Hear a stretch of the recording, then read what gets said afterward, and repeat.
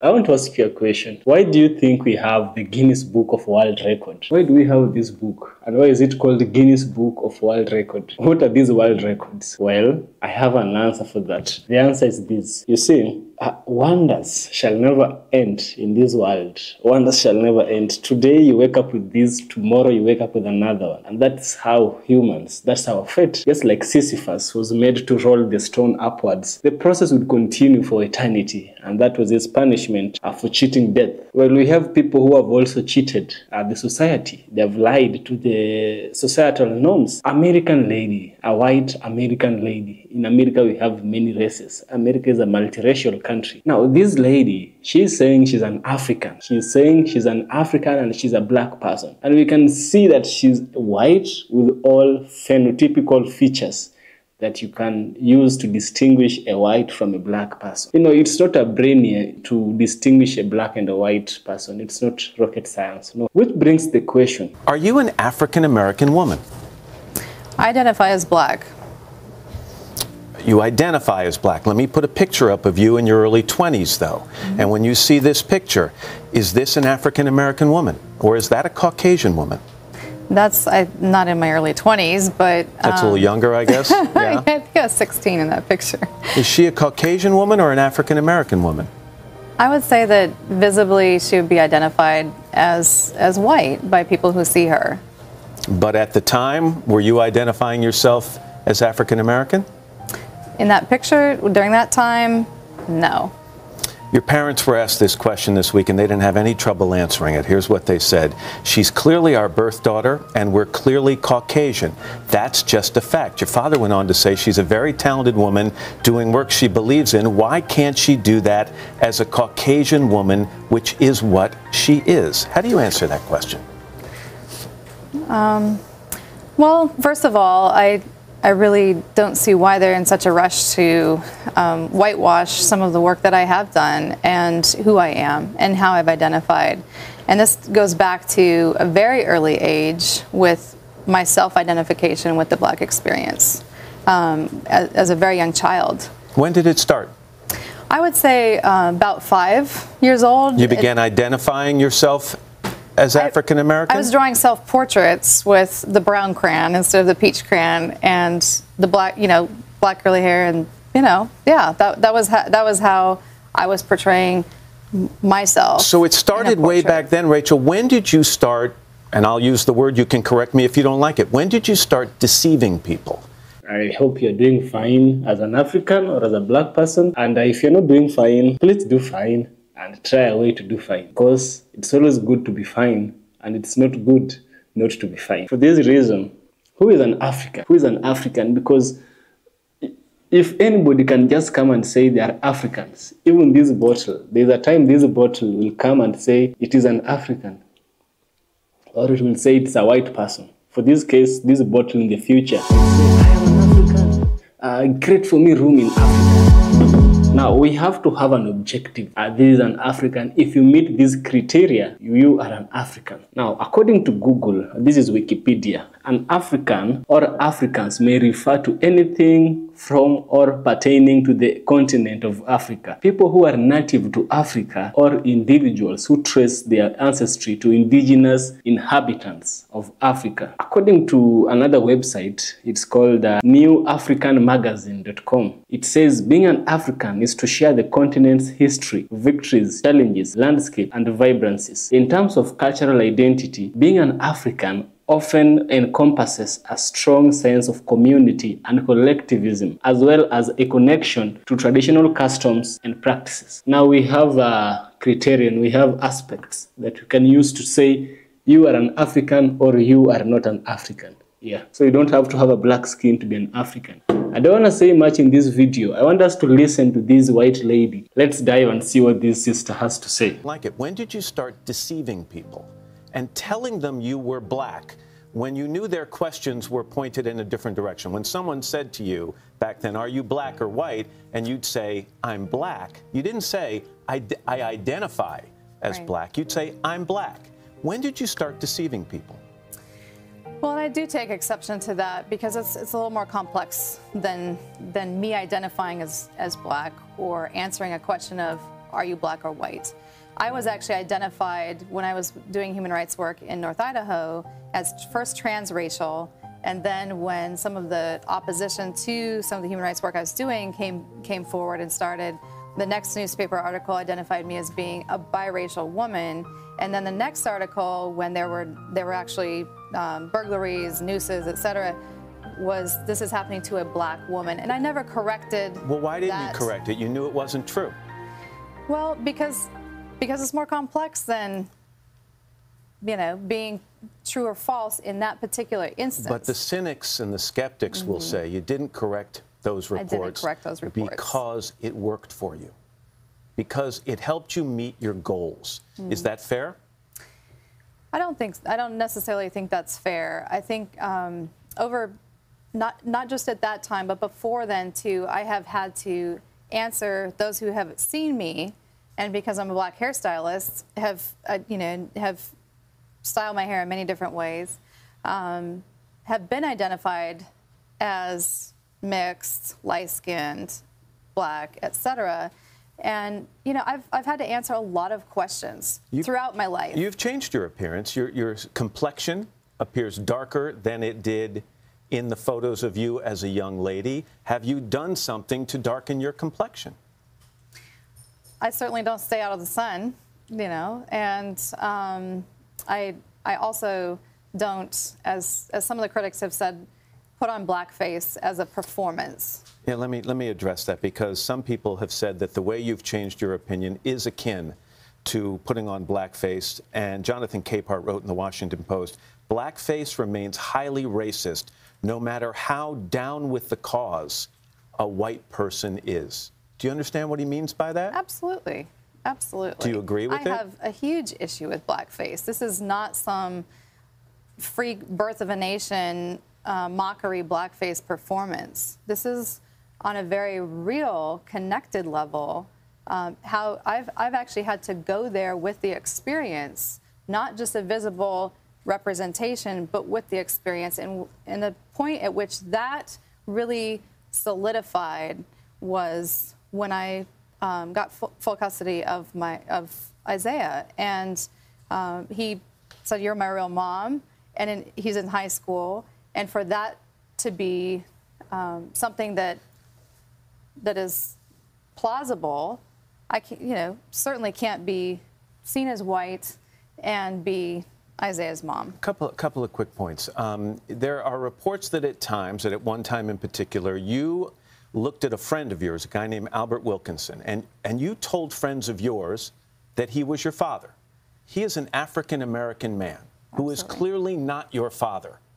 Was that done to enhance your resume as an African-American woman?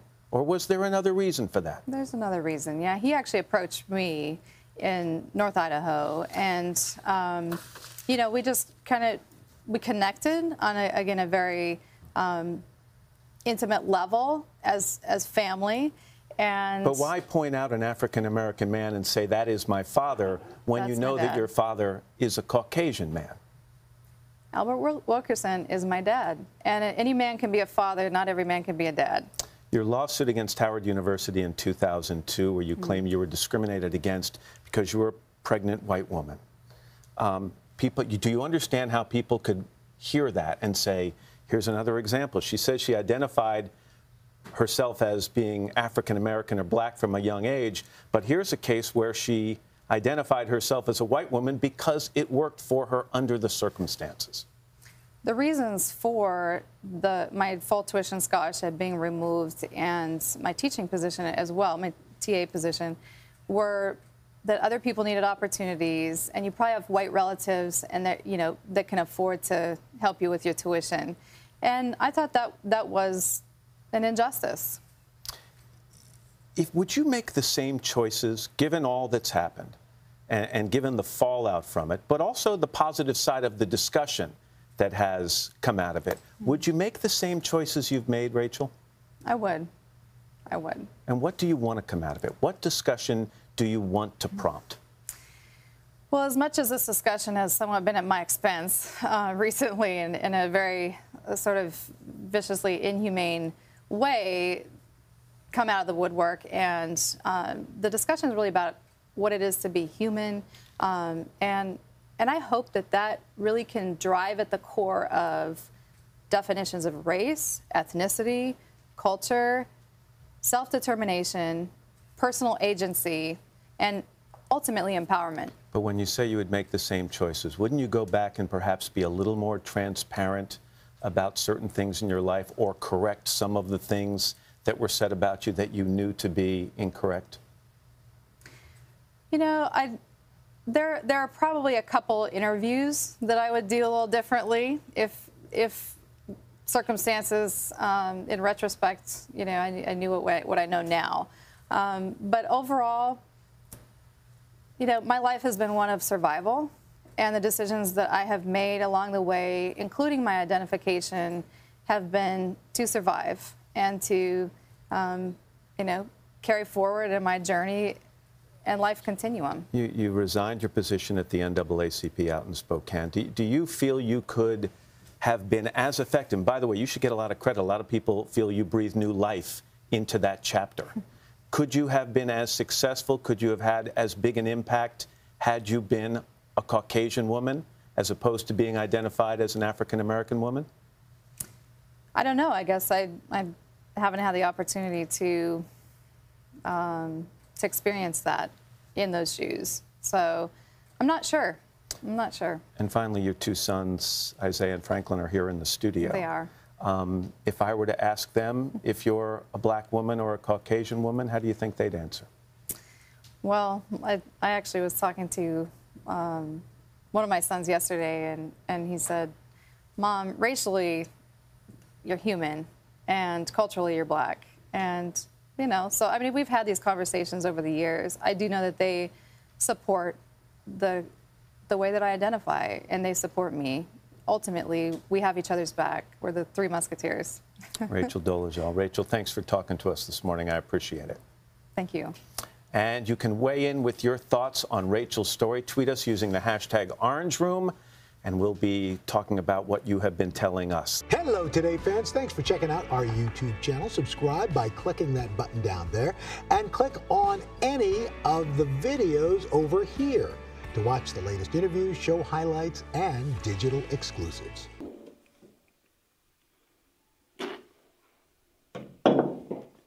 I think it's fair that I also lay my verdict. People are entitled to their opinion. Opinions are not truth. Opinions is what makes the world look beautiful. This woman has just said she's culturally black and racially human. That's true. Because remember at the beginning, I told you that an African is somebody who shares, that is according to Wikipedia, a person who shares cultures, a person who shares the challenges, the struggles, and the history, things related to African. And the woman, even though she's phenotypically white, Caucasian, she is culturally a black person. She practices black culture. She acknowledges black history. And now I think we should just come into terms and reshape the whole idea of who is an African. Maybe we shouldn't stick to the rigidness that the dictionary has given us. We should stick to our own terms and conditions as Africans and lay the verdict who is to be an African and who is not to be an African. And in terms of those people who might judge this woman, because some people might come, why is she pretending this and that? Her people have done this to us.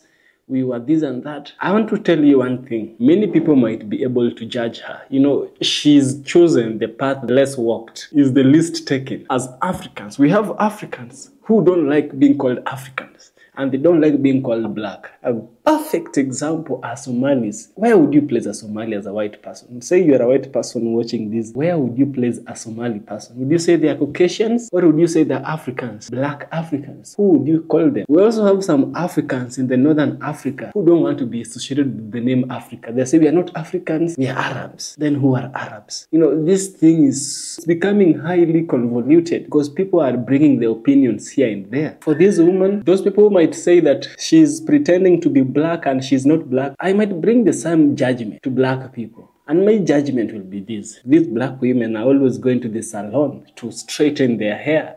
They're always going to the salon to lengthen their nails. They're always applying some things on their face to look brown. You never find none of them applying black faint, black colors or black ink. It's always brown, something close to white. Why is it something close to? Are you not chasing being white? Are you not doing that? That is the path which is most people take. Most people are chasing being white, and this woman, she's chasing being black. She's not pretending. The same judgment that will be used to judge those who pretend to be African, to be white people, the same judgment is the truth. Let's not forget, she's come forward. There's also another woman who changed herself. She changed her boobs, her waist, face and hair. And she's totally black, even blacker than most Africans. Most Africans are not black.